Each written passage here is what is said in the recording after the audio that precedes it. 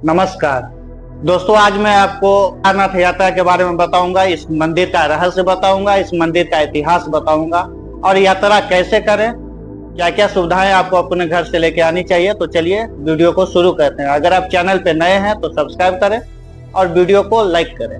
दोस्तों, 12 ज्योतिर्लिंग में से एक बाबा केदारनाथ का ज्योतिर्लिंग उत्तराखंड में स्थित है, जिसकी स्थापना 8वीं-9वीं सदी में आदि गुरु शंकराचार्य के द्वारा किया गया था।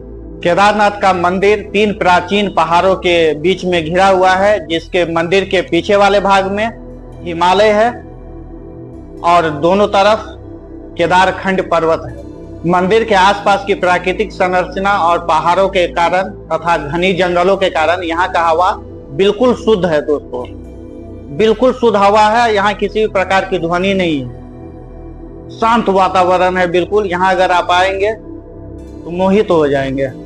दोस्तों, यहाँ का जो शिवलिंग है वो त्रिभुजाकार टाइप का है, जैसे बैल का जो पीठ होता है ना, वो पीठ टाइप का शिवलिंग है यहाँ पर। दोस्तों, महाभारत युद्ध के पश्चात जब पांडव अपने भातृ वध के कारण भगवान शिव को ढूंढते ढूंढते काशी पहुंचे, तो उन्हें पता चला कि भगवान शिव उनको दर्शन नहीं देना चाह रहे हैं और यहाँ से किसी गुप्त जगह पे चले गए हैं।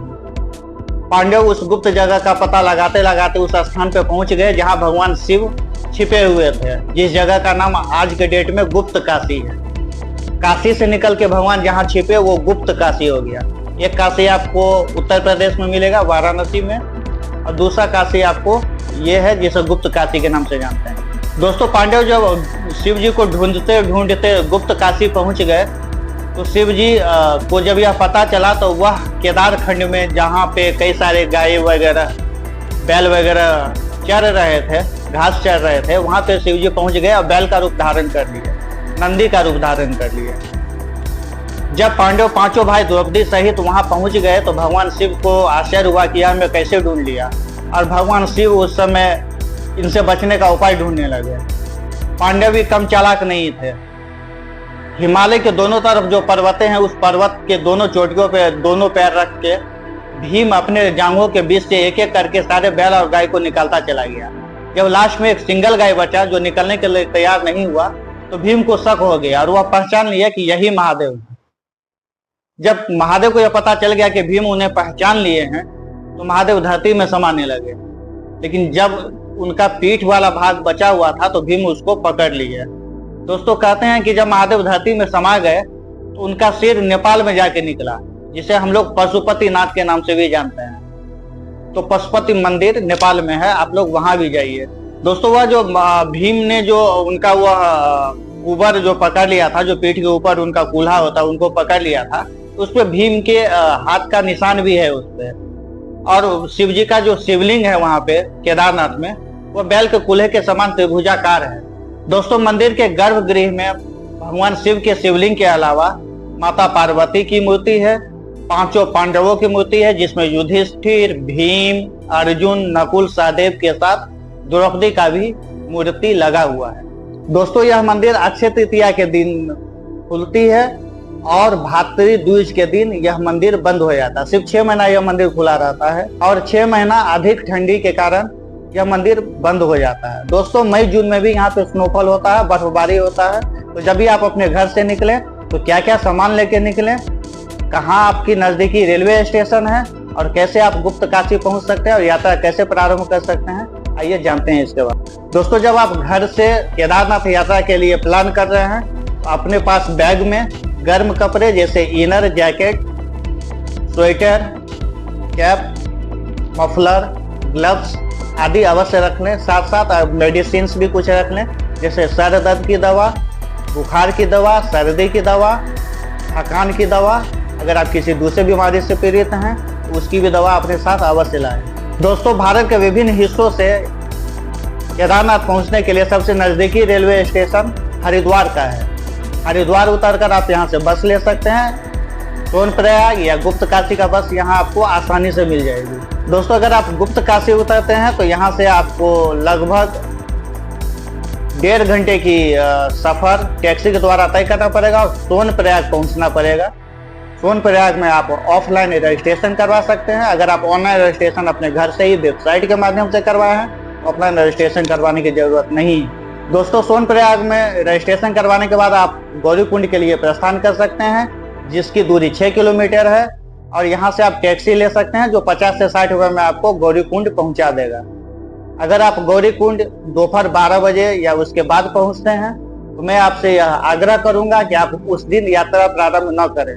उस दिन वहीं पे रूम वगैरह होटल वगैरह लेके विश्राम करें और अगले दिन पुनः 4:30 से 5 बजे सुबह में गौरीकुंड में। दोस्तों तो चलिए हम लोग गौरीकुंड में स्नान करने के पश्चात यात्रा प्रारंभ कैसे करें, बीच में क्या क्या जगह आएगी, क्या क्या नजारा होगा, इसको देखते हैं। तो गौरीकुंड से आधे किलोमीटर की दूरी पे एक बूथ बनाया गया है जहां आप अपने लिए खच्चर बुक कर सकते हैं। अगर आप पैदल चलने में असमर्थ हैं, अगर आपको किसी भी प्रकार की तकलीफ है तो आप यहाँ से खच्चर भी ले सकते हैं या पालकी या पिट्ठू का भी व्यवस्था है।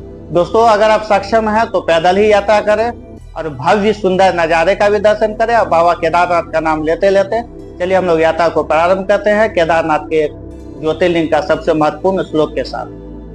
बहादुरी पार्श्वे च तटे रमंतम संपूज्य मानम सततम मुनिंद्र सुरा सुरैर यक्ष महोर गाद्य केदार मिसम शिव। दोस्तों गौरीकुंड से यात्रा प्रारंभ करने के बाद आपको पहला पड़ाव जंगल चट्टी का आएगा और इस बीच में आपको खाने पीने की भी सुविधाएं मिलेगी। जैसे जैसे आप ऊपर जाएंगे खाने पीने की सुविधाएं कम होती चली जाएंगी क्योंकि ऊपर ट्रांसपोर्टेशन का सुविधाएं नहीं है दोस्तों।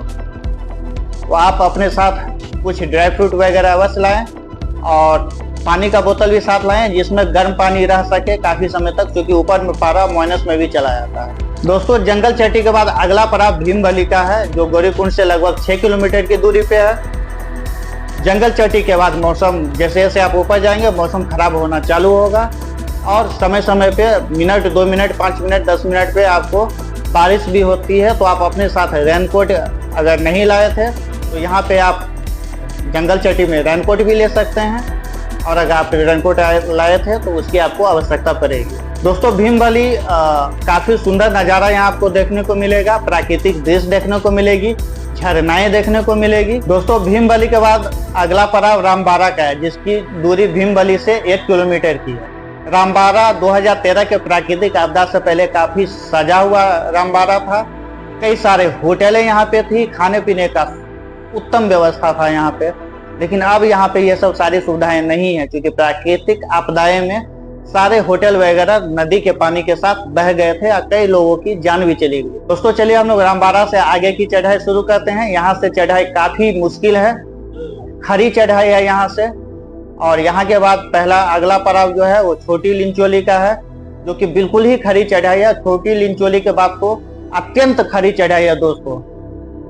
अगर आप नौजवान भी हैं, बिल्कुल सामर्थ है चढ़ने में, फिर भी आपको तकलीफ आएगी, सांस फूलने लगेगी, ऑक्सीजन का भी थोड़ा सा कमी हो जाता है। हालांकि इससे कोई क्षति नहीं होगा आपको, लेकिन ऑक्सीजन लेवल कम होता है जिससे आपको सांस फूलने लगेगा। काफी खड़ी चढ़ाई है दोस्तों। छोटी लिंचोली से हम लोग अब लिंचोली की तरफ बढ़ रहे हैं। इस बीच में भी सुंदर नजारा देखने को आपको मिलेगा, मंत्र मुग्ध कर देने वाला नजारा मिलेगा, भव्य नजारा मिलेगा दोस्तों। छोटी लिंचोली और लिंचोली के बाद अगला जो पड़ाव है वो काफी महत्वपूर्ण पड़ाव है क्योंकि यह आखिरी पड़ाव है और इसके बाद हम लोग मंदिर प्रवेश कर जाएंगे, मंदिर के क्षेत्र में प्रवेश कर जाएंगे। तो देखिए अगला पड़ाव कौन सा है, यह पड़ाव है बेस कैंप। दोस्तों अगर आप यहाँ लेट से पहुंचे हैं, अगर अभी 6-7 बज रहा है और मंदिर कपाट बंद होने की स्थिति है, तो आप बेस कैंप के आसपास जो छोटी छोटी तंबुएं बनी हुई है यहाँ सस्ते में तंबू ले सकते हैं। अन्यथा मंदिर के आसपास अगर आप होटल लेंगे तो उसकी पर पर्सन किराया 3000 से 4000 रुपये है। मैं आपको सजेस्ट करूंगा कि यहीं पे तंबू ले लें